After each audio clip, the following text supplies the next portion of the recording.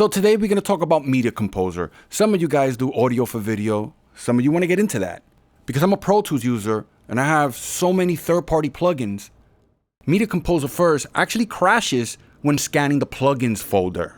Pro Tools and Media Composer share the same plugins folder. If you haven't installed Media Composer yet, don't install it until you watch the full video. So let's go ahead and launch Media Composer.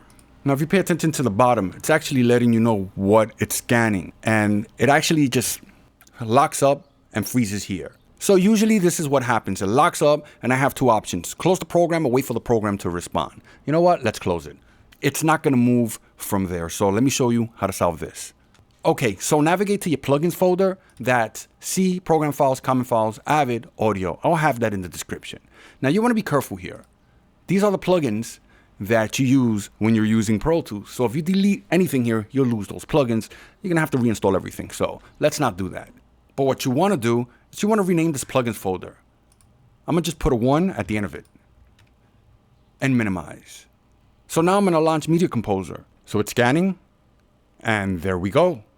And now we can create our projects and use Media Composer. So let's close this. Because there is another issue. If you want to use the plugins that ship with Media Composer, and those are the same exact stock plugins that ship with Pro Tools, by renaming that folder, you don't have access to any of that. So here's where things get a bit confusing. Because if you rename that folder, you don't have access to EQs, compressors. Personally, I don't care about that because I'm just editing in Media Composer. In the beginning of the video, I told you don't install Media Composer without watching this video. And here's why.